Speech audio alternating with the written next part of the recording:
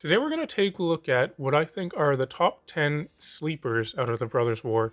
And by sleepers, what I mean is currently with these cards, there isn't really a whole lot of buzz for them. Maybe there aren't really any current decks they would go in, and that is reflected in their price. All of these cards are quite cheap.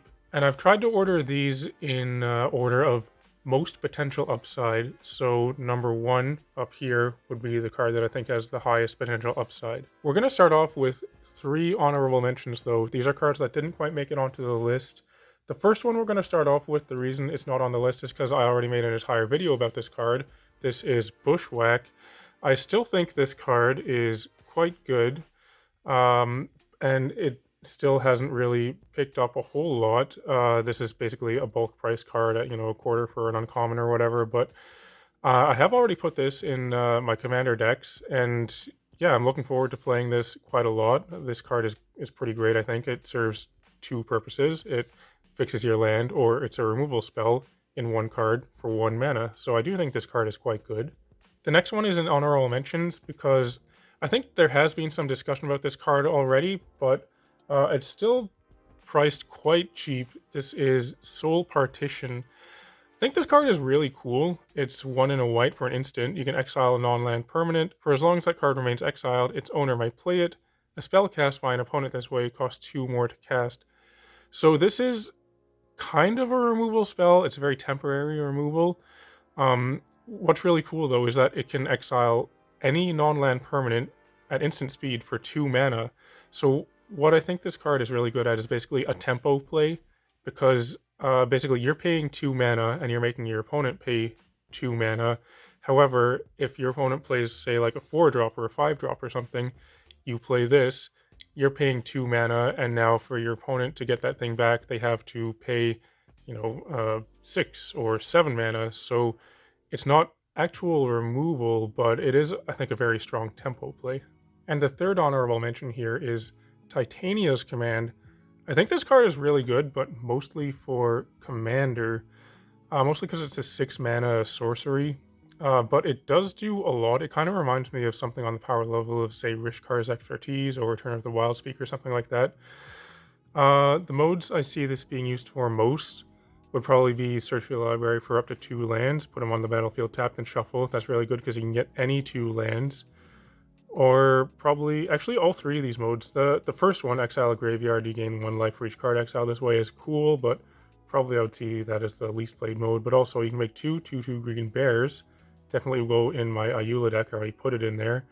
Or put 2/1/1 counters on each creature you control. That is great in any go wide deck. But I also wouldn't rule this out of potentially seeing play in maybe standard or something, because it is very powerful to choose just these last 2 modes, make 2/2/2 bears, and then put 2/1/1 counters on each creature you control.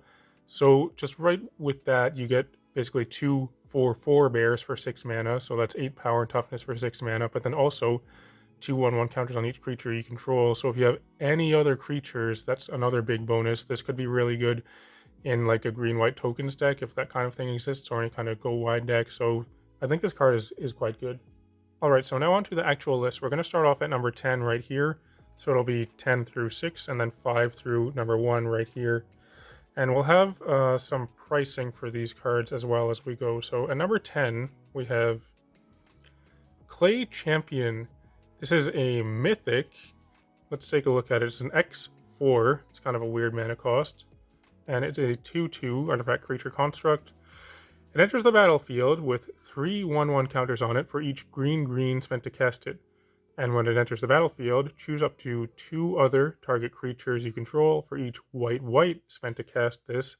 Put a 1/1 counter on each of them. So there's this card and another card in the set. Both of them are very flexible, and I like cards that are flexible. We'll look at this in a few different ways. First would be, say you play this in a mono green deck. You play it for 4 mana.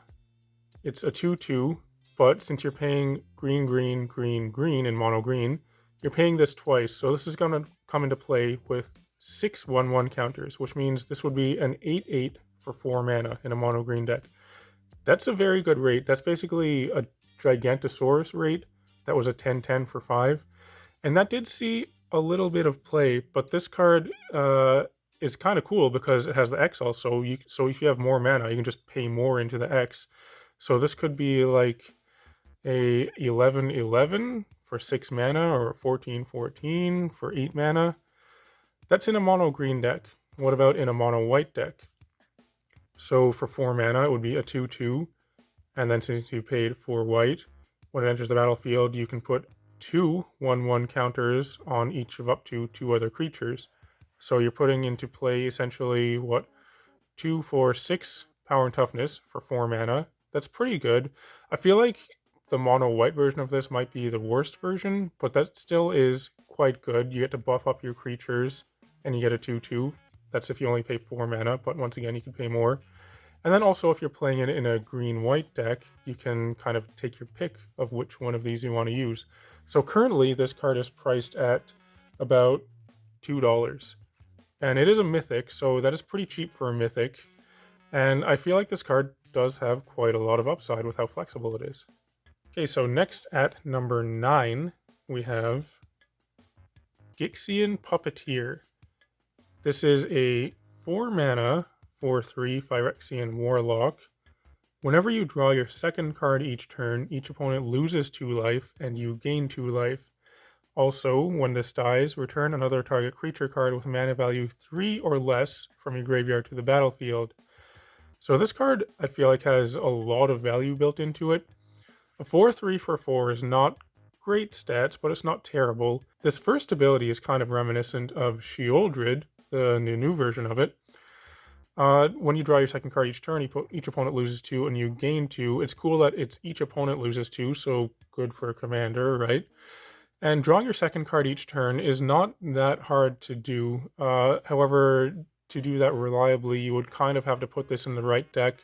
Immediately, I'm not sure which deck this would fit into, because you would want one where you're drawing lots of extra cards, but also you want to be able to take advantage of this second ability, where you can return a creature with mana value 3 or less, so you want to be playing some other smaller creatures. But creatures with mana value 3 or less these days tend to be quite strong. That would be returning something on the power level of, say, like a Graveyard Trespasser or something like that. I feel like this card just has so much value built into it that at its current price of about 25 cents, it looks to me like there's probably quite a bit of upside here. And this is a card I'm keeping an eye on. At number 7 here, we have Kayla's Command. This is the white command from the command cycle from the set. There's one for every color. It says a sorcery for 1 white. Choose to create a 2/2 colorless construct artifact creature token. Put a 1/1 counter on a creature you control. It gains double strike until end of turn. Search your library for a basic plains card, reel it, put it into your hand, then shuffle, or you gain 2 life and scry 2. So all of the commands I think are quite good. This one though, at just 3 mana, it does do quite a lot for 3 mana. The thing that holds it back is the sorcery speed, but I understand it would probably be too powerful at instant speed with these kind of effects. But I have played with this card before, and I do like it quite a lot. All the modes are quite good. One thing I like about this card is that one of the modes is mana fixing, and that's always something I'm a fan of, because getting mana screwed feels quite bad. But this, it can put a creature into play. It can have an immediate effect on the board by giving a creature 1/1/+1/+1 and double strike. It's a +1/+1 counter also, for that matter. It's not just a buff for the turn. You get the mana fixing, or you can kind of fix your draw step by scrying and gaining 2 life. So I like all of the options on this card, and I feel like this has a pretty good potential of seeing play in some kind of 60 card format. Alright, here we are at the actual number 7. The Temporal Anchor. This is another card that I have played with. It's a big artifact here, 3 blue for a legendary artifact. It says at the beginning of your upkeep, scry 2. Whenever you choose to put 1 or more cards on the bottom of your library while scrying, exile that many cards from the bottom of your library. During your turn, you may play cards exiled with the Temporal Anchor. So in playing this, I found that essentially, basically what this says is draw 2 extra cards per turn. For 6 mana, that is quite good, and the scrying is good as well. The thing that's really cool with this, though, is that you don't just get to play the cards that you put on bottom and then exiled with this. It's anything that you scry. So if you have something like an Opt, well, your Opt basically becomes draw 2 for 1 mana, because you would scry 1, put the card on bottom, exile it, and then you would draw a card from the Opt, but you can play that exile card with this. I'm not sure if this is going to see play in a competitive 60 card format, probably not, but I think this is probably going to be quite a popular commander card, because the value you can get with this card is kind of insane. I played this during the pre-release and I had to elect to stop drawing extra cards, or rather exiling them with this, because I was just going to deck myself because I just got so much value out of it. And you know, at 6 mana, you can power this out pretty fast by discounting artifacts and ramping into it and whatnot, so I do like this card quite a bit. And just like Kayla's Command, the current price for this one is a whole 20 cents. Here we are at number 6, and we have Urza's Command, another one of the commands. Seeing a little bit of a pattern here. So Urza's Command is a 4 mana, it's 2 blue instant. Choose 2. Creatures you don't control get -2, -0 until end of turn, or create a tapped Power Stone token, or create a 0/0 colorless construct with this creature gets +1/+1 for each artifact you control, or scry 1, then draw a card. This one, the main reason why I think this is quite good is that this one is an instant, whereas most of the other commands are not. And once again, all of the modes on this are quite good. Probably the one, unless this is in a very dedicated deck for this mode, probably the mode that would see the least play is creating a tapped Power Stone token. But I feel like in the right deck, that could potentially also be the best mode. But this can protect you by giving your creatures you don't control -2, -0. It can ramp you by making a Power Stone token. You can make the colorless construct. This is the main mode that I like for this card, because in Modern we've seen that these constructs that, or affectionately called Karnstructs, these things can get out of control so quickly. Being able to make one of these at instant speed, I think, is a very powerful effect. It's basically getting an activation out of Urza's Saga, but then also scrying one and drawing a card. So usually what I would see this being used for is to create a construct, then scry one and draw a card. So probably this would need to go in a deck that plays a lot of artifacts, but I feel like in that deck, this would be a very powerful card. And this one is currently sitting at a whole 35 cents. Okay, moving up to the top half now. At number 5, we have Blade Coil Serpent. This is the other card that's like Clay Champion. So once again, this card is very flexible. This is X and 6 for an artifact creature serpent. It's a 5/4. It says, when it enters the battlefield, for each blue spent to cast it, draw a card. When it enters the battlefield, for each black spent to cast it, each opponent discards a card. Or when it enters the battlefield, for each red spent to cast it, it gets +1/+0 and gains trample and haste until end of turn. So this card can have quite a big impact on the game when you play it, depending on which modes you choose. And once again, what I really like about this is that it's so flexible. You can play this in a Grixis deck to have access to any one of these effects. You can play it in any combination of these colors, actually. You can play it in a mono red deck, a mono black, mono blue, or, blue black, black red. And it would be good in any of those, I think. So let's look at it at kind of the base rate. If you pay 6 mana, say you're playing it in mono blue, if you pay all blue, you're going to get a 5/4. When it enters the battlefield, you draw 3 cards, which is pretty good for 6 mana. In mono black, when it enters the battlefield, your opponent would discard 3 cards, also pretty good. Or in mono red, for 6 mana, you're basically getting an 8/4 with trample and haste, which is also pretty good. But I think this probably would be best in some kind of Grixis shell, because having access to any one of these effects, I think, is probably the most powerful thing you can do, is being able to take advantage of choosing what is the right one at the right time.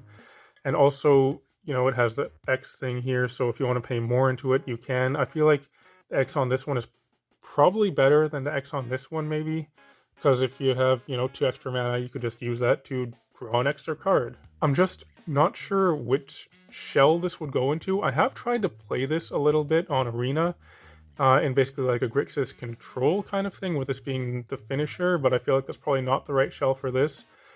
But if the right deck comes along, with this being a mythic and at the current price of just $3, I feel like this has a lot of upside because all of these effects are quite powerful, and once again, having the option of choosing them is a very cool thing to be able to do.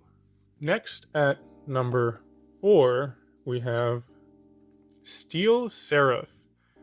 This card I think is really good.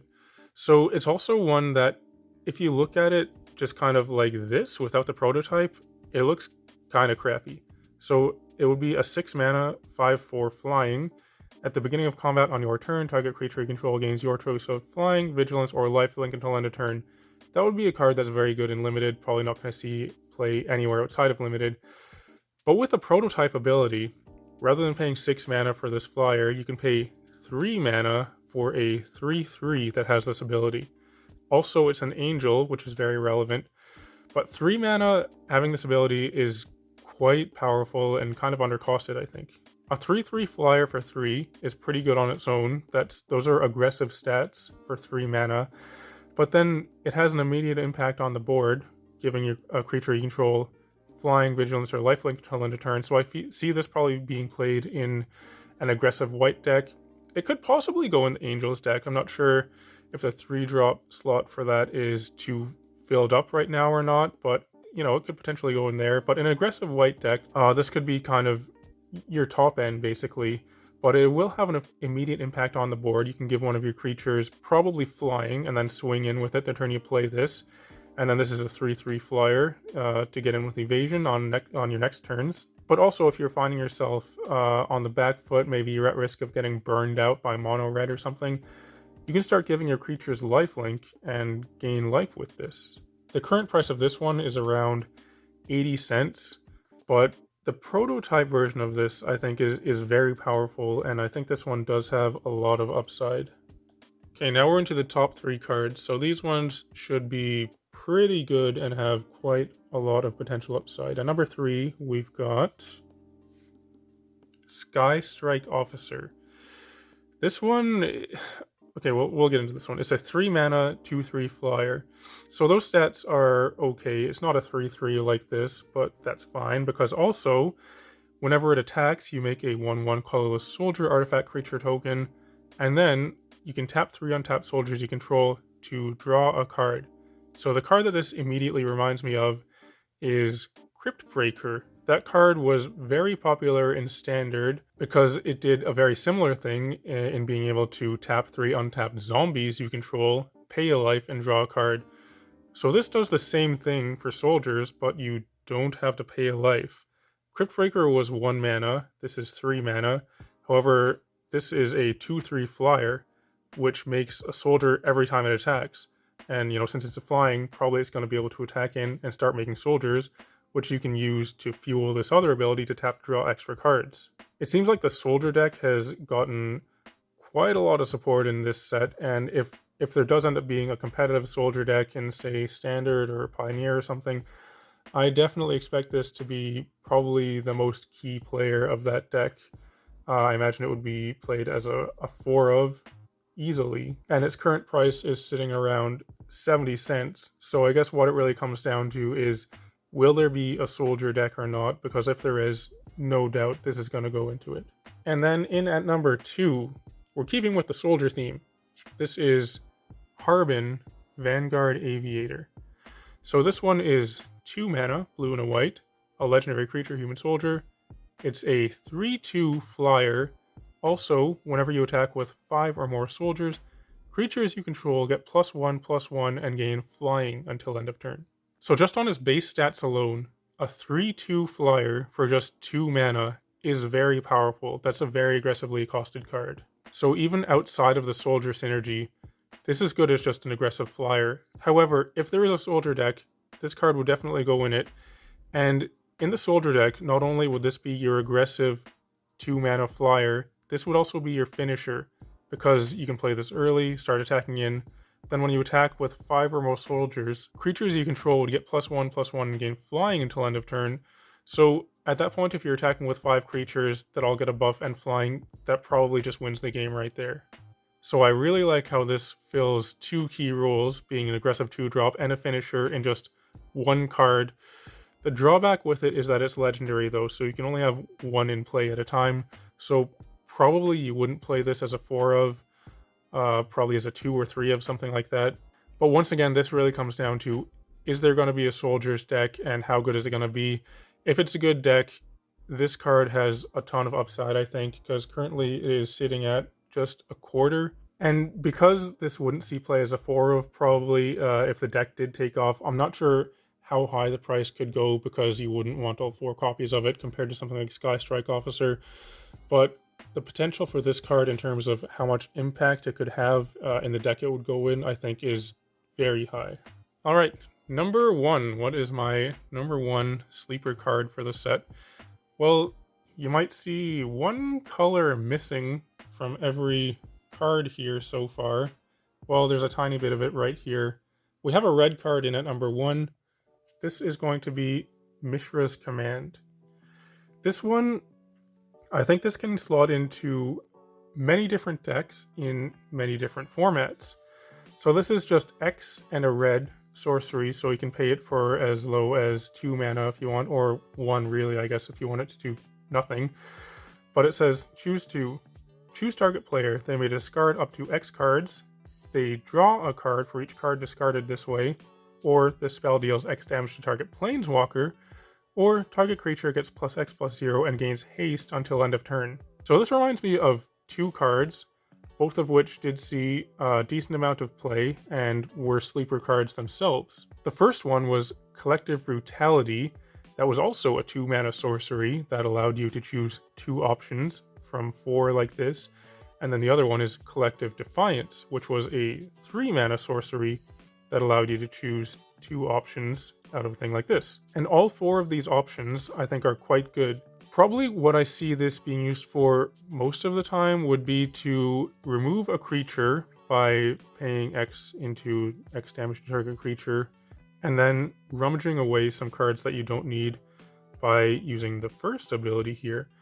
So say your opponent plays like a Mana Dork or something, a Llanowar Elves, you could play X equals 1. So for 2 mana, you're getting to kill a creature, and you can pitch a card you don't need and draw something else. That seems pretty good to me. But then also later on in the game, if your opponent has a bigger creature, you can just pay more into X, kill that, and loot away basically your whole hand if you want, which could be a very powerful thing to do. But then also, if your opponent's playing Planeswalkers, this can answer them. Or if your opponent doesn't have anything and you like the cards in your hand, you can also just use this to give something +X/+0 and haste until end of turn. So one of the modes that's kind of missing from this card that you would typically see on a red card is the ability to deal damage to a player. It doesn't do that, but it kind of does it in a roundabout way with this last ability, because if you have a creature, you can just put the damage onto the creature basically and then send it to your opponent that way by giving it a buff in its power. But once again, it's just the flexibility of this card that I think really puts it over the top. And it is just a mono red card that it does cost as low as 2 mana basically. So I definitely expect this to see play in probably Standard, maybe Pioneer. I have actually thought about trying this out in my Modern Jund deck. I don't know if that would have staying power in the deck, but I do actually want to try it out there at least. So those are competitive 60 card formats, but then also in Commander, I think this is a very good Commander card as well. There are a lot of Commander decks that can really take advantage of being able to discard cards from your hand. So with this card, it's kind of the number of different formats I could see it being played in that really puts it in at the number 1 spot for me. And also it is a mono red card, and I do have a soft spot for mono red cards like this one. This card is currently sitting at a whole 25 cents. So for something like that, that seems like a pretty good deal to me, and it's one that I'm definitely keeping an eye on for the future. So there you have it. These are my top 10 sleeper cards from the Brothers War. I would definitely be interested to hear your thoughts on this. I'm sure many of you probably have different picks for what could go on this list, or if there are any that you agree on, I'd be interested to read that as well. These kind of videos are ones that I really enjoy watching. It's cool to see what cards people think might be underappreciated, so you can kind of revisit those videos a few months later and see how things panned out. But if you're still watching though, thanks for watching. It'd be cool if you can like and subscribe and all that kind of stuff. If you'd like to purchase any of these cards, or any other cards for that matter, you can get those by going to face2facegames.com. They're the largest Canadian Magic store, and they're a sponsor of the channel. And if you use code 8th Place Dave at the checkout, you can save 5% on your order. Also, for anyone watching that is not currently in my Discord server, I'd encourage you to come join my server. You can find a link to that in the video description below. And in the video description, you can also find my affiliate links for Dragon Shield. In case you'd like to purchase any gaming supplies, you can follow those affiliate links and help out the channel while you do so. And I'd also just like to take a moment to thank all the patrons who support me on Patreon. But otherwise, thanks for watching, and I'll talk to you later.